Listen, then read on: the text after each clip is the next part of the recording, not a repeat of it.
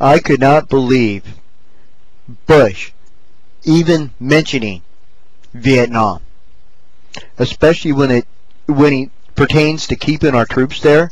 So he's trying to imply we should have stayed in Vietnam even longer because he's worried about people dying. Oh my God. He's killed over 1 million people as it is right now. 1 million people. But yet he's trying to say if we pull out now, more people are going to die. If we stay there, more people are going to die. That's the lesson he should have learned from Vietnam. You cannot go into another man's country and expect to take it over. The locals will just not have it. Just the same way as if any other country came here, the locals would fight them until the day they die. Because it's your backyard. You have nowhere to go.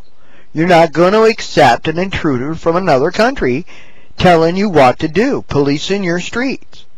And to say we need to stay there longer because of the mistakes we made in Vietnam, the mistakes we made in Vietnam was not getting the hell out of there 5 years before that. Hell, our biggest mistake in Vietnam was going there, let's face it. But how many more names to the walls was added once this country knew that Vietnam was a lost cause?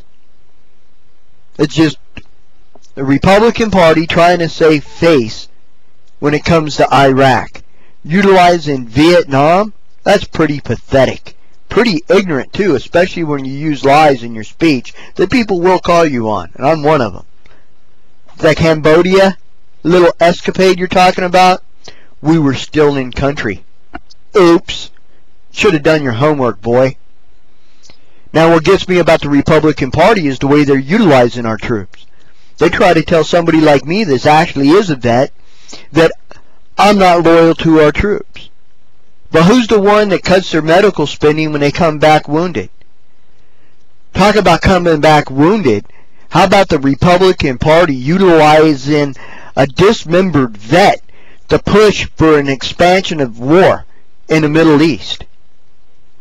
That's pretty pathetic, especially when you got the World Trade Centers collapsing in the background, referring to Iraq, which they had nothing to do with. What is it going to take for this country to wake up? What is it going to take for people on the right side of the equation, the country and Western community? When the fuck are you going to stop being loyal to a party and actually pay attention to this country? You're driving us to the gutter. Just because you don't like it because somebody smokes weed or gets laid? Oh shit, you do it the same, you're a bunch of hypocrites. Time to wake up, realize that political parties aren't the end all of the world. Vote for the person that wants to take the country in the best direction, and as far as the Middle East is concerned, that's diplomacy.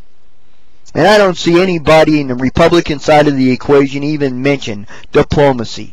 I hear them mention evil Muslim extremists, and we need to stay on the offensive, not on the defensive. So when is this country really going to get its shit together? Unfortunately, it will not be until the good old boy side of the equation gets with the ball game, so to speak. The rest of us need your help. Stop supporting this bullshit just because you're loyal to something that your daddy's daddy was loyal to. Times change. Parties change. Who knows? You might even be a Democrat and don't even know it. Wouldn't that be a kick in the ass? Well, y'all take care. Have a good one and enjoy.